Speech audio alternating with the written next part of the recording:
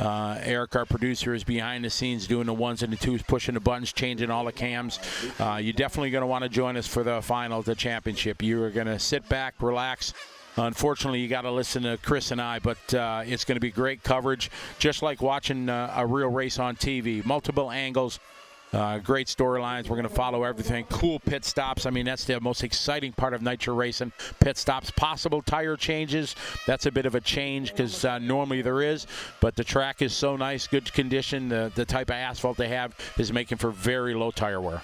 Yeah, and it's high traction as well. Drivers really saying that the grip is right up there, and when the traction is at its peak, in practice they were struggling with the car flipping over and gripping up, getting up on two wheels, but it seems like the feeling in the pits now after a couple of rounds of qualifying is everyone has the handle on the traction and no one's really flipping over as much anymore. It's just about getting maximum economy, maximum speed out of your engine and waiting to see what these tires are going to do in the longer run. I really think that with the high winds and everything and the off day on Wednesday really helped the overall condition of the track.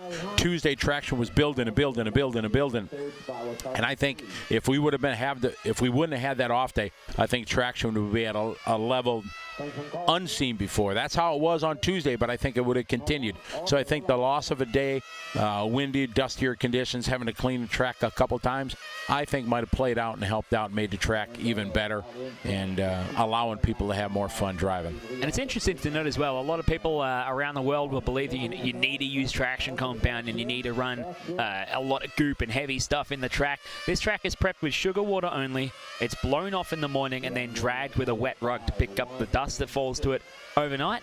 And we're not using any compound on the foam tires at all. They are out of the packet, straight on the car. They're not even trued, and they're going fast and making traction. Well, I think that's a good side because right now with the oh man, the Halloween man. Oh, look at this is not good. See, they're just pouring candy into our studio here. Man, this is not fat guy friendly over here. This is not what we need. But these M&Ms are mine. When our camera guy Greg just comes pouring in with a little candy. Myself and Greg. Matt Olson went a bit of shopping last night and got some candy as well. Like I have the biggest bag of combination Hershey's Kiss, Reese's Cups, and what else? Hershey's Miniatures. Oh, yeah. See, they don't sell that kind of stuff in Australia. See, I heard you had a Walmart experience. Yeah, my first Walmart experience. That's a different place. That's crazy in there. I couldn't believe the amount of stuff available. All right, we better get to work here a little bit. We'll continue with our banter, but Natalio, he ran pretty well yesterday in the 16. We got a 15.9. Yesterday, he had a bit faster lap, so I think, Chris, that the track is a little cold and a little down on bite this morning. Does look like it's a little slick here. That'll fall to the favor of the faster drivers if the track warms up it's about 96 minutes, just over an hour and a half it takes to run around here. Just that extra hour of sun and extra cars running, cleaning up the track might help those faster drivers to really pull a bigger advantage over the lower heats, and I guess that's the advantage you have after seeding pretty well. Natalio had runs yesterday of 16 laps, 15 lap, and another 15. So he had one run, round 3, unfortunately. It didn't go well for him, but he had 2 15s and a 16.415. So he's on a 15.504. That would be his second best overall if you look at pace, laps, and times. The way the point system works really isn't matter one round from the next. It just looks at overall position per round. So he is leading this one.